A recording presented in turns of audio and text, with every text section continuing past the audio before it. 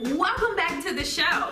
I'm Miss Kim and I am doing a super fun science experiment. It's called a rainbow cloud in a jar. And I'm going to show you a little bit later how you can do it at home too. Well, the reason why I'm doing this is because it's my spring break. And I have lots of time to read books, do science, do arts and crafts, and I'm gonna show you all of those things that I'm doing for my spring break and some things that you can do on your spring break too. So let's get started with that Hey Miss Kim show you will never forget. Come along. It's time for crafts. For this week's arts and crafts project, it's going to be used with basic materials that you might already have at home. I'm gonna be using some colorful tape, white paper, and my favorite arts and crafts material, which is oil pastels. These come out really pretty in color, but you're welcome to use color pencils, markers, or crayons. Let's get started. All right, so choose your first piece of tape, and you're gonna design this any way you want.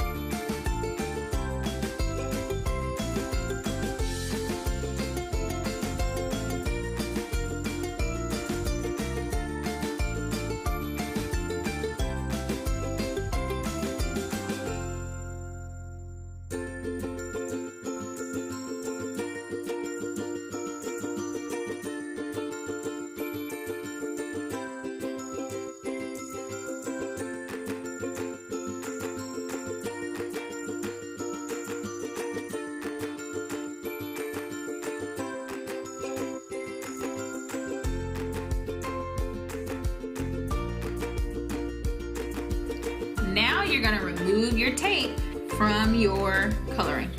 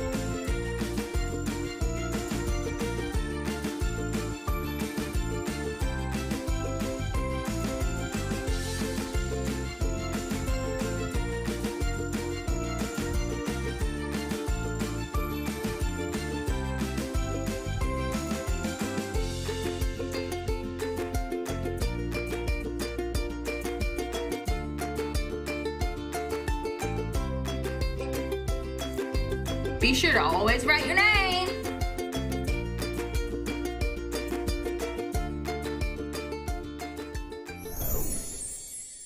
We love to read. During my spring break and for the entire month of March, we are going to be talking about great women in history because it's Women's History Month. 100 years ago, women won the right to vote. They fought hard for decades to make their voices heard and their choices count. And they prevailed, which means that they won. For our reading today, we are going to talk about 3 powerful women who made their mark on history. So, get comfy, get a good space, and let's listen. During this Women's History Month, I'm going to be reading from a book called Bold and Brave, 10 Heroes Who Won Women the Right to Vote. It was written by Kirsten Gillibrand and art by Myra Kalman. When I was a little girl, after church on Sundays, I would visit my great-grandmother Mimi. She told me about a time when women like her left their homes and worked in factories, making equipment to help American soldiers win the war. Mimi taught me to be bold and to believe there was nothing I couldn't do. Mimi's oldest daughter was my grandmother, Polly. She liked to roller skate down the long marble hallways of the New York State Capitol, where she worked. When I was about 10, Grandma took me to a big room where ladies stuffed envelopes with letters urging people to vote. I thought, I want to be just like them someday. Grandma taught me to fight for what I believed in. Grandma's oldest daughter was my mom, Penny. She always did what she set her mind to. She was a sports writer for her student newspaper, even though girls were not allowed in the press boxes. She went on to law school and was one of the only 3 women of her class. As a mom, she also earned her black belt in karate, something few women at the time aspired to. My mother taught me you need to be brave to forge a new path. Who taught my mom and her mom to be bold and brave so they could teach me and you? I can tell you who. The women who came before them. Women who faced unimaginable challenges. When my grandmother was born, women didn't have the right to vote. That meant they didn't have the power to elect the people who would establish our country's rules and laws. Less than a century later, I became a United States Senator, which means I helped make those laws. Here are 10 women who paved the way. They were called suffragists, not because they suffered, although they most certainly did, but because suffrage means the right to vote. They fought so women could be heard. Elizabeth Cady Stanton. Born in 1815, she passed away in 1902. Her stance was, dare to be different. In 1848, Elizabeth Cady Stanton was a young mother when she and her friends decided to hold a big meeting about women's rights. They believed something uncommon at the time, that all men and women are created equal, and wanted laws to guarantee it. They especially wanted the right to vote. The 300 women and men who attended this convention near Elizabeth's home in Seneca Falls, New York, became some of the earliest American suffragists. People made fun of the suffragists, but Elizabeth didn't let that stop her. She was fearless. As a young girl, she rode horses, learned Greek, and played chess, all of which were typically just for boys. She once said, "The best protection any woman can have is courage." The first convention in July 1848 was only the beginning of her 50-year effort to win voting rights for women. She was not alone in her journey. Susan B. Anthony, born in 1820, she passed away in 1906. Her stance was never give up. Susan B. Anthony was an abolitionist, which means she opposed slavery. Elizabeth Cady Stanton convinced Susan to fight for women's rights, voting rights too. Together, they were a team. Some people said that Elizabeth forged the thunderbolts and Susan fired them. Susan traveled the country by train and horse, drawn coach to rally support for voting rights for women, often wearing her favorite red silk shawl. She wrote home. We speak in school houses, barns, sawmills, log cabins with boards for seats, and lanterns hung around for lights. But people come 20 miles to hear us. Today, 20 miles may not seem far, but before cars, it could take all day or longer to travel that distance. In 1872, Susan tried to vote for president and was arrested. She spoke out for years and years until she died, almost 15 years before women won that right. Others carried the torch and the amendment that finally granted women the right to vote, the 19th Amendment, is also called the Susan B. Anthony Amendment. Sojourner Truth. She was born in 1797 and passed away in 1883. Her stance was, "Speak the truth."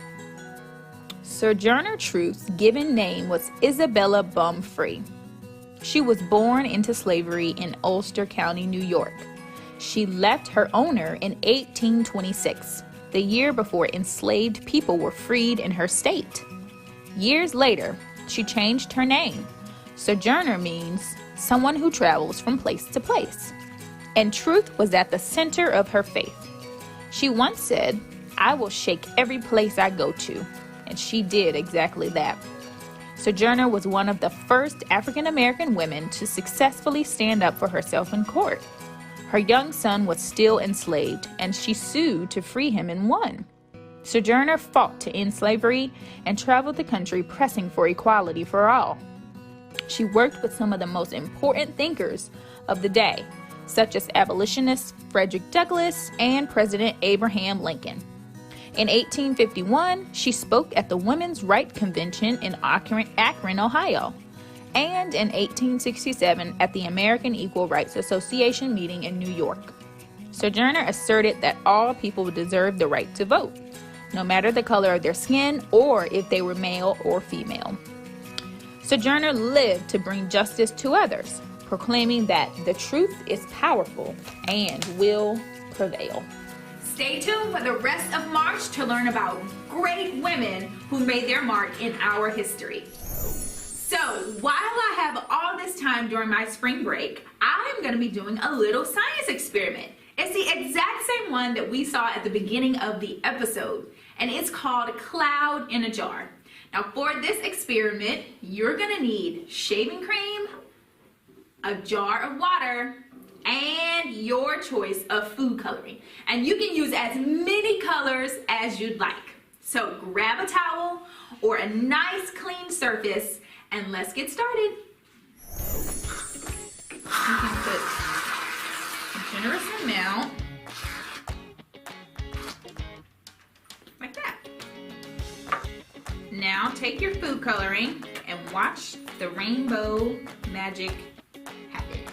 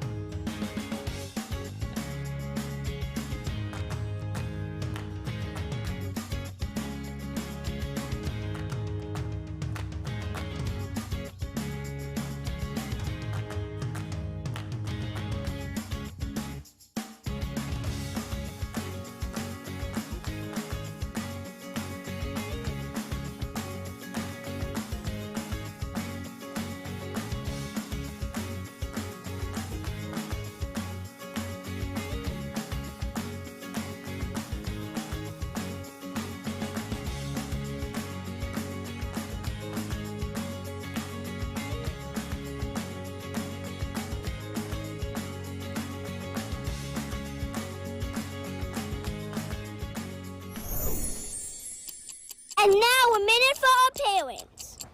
Hello parents, and welcome back to A Minute Just For You. Now, at the beginning of this episode, we did a fun arts and crafts activity. But for you on the other side, I'd like to call this thing something called an invitation to create. Now, this doesn't take a lot of materials, it doesn't take a lot of time to set up, but your kids will have fun doing it. So for this particular activity, all I used was tape, something to color with, and paper, and that's all you need. So find a space, dedicate some time to set up this activity for your child, and I promise you, you will not regret it. And it can also be something that you can join in with them too. So, thank you for joining me today, and that's A Minute with Parents. Thank you for joining me for Hey Miss Kim today. I hope to see you the rest of March as we talk about women's history, and stay tuned for a special green episode next week.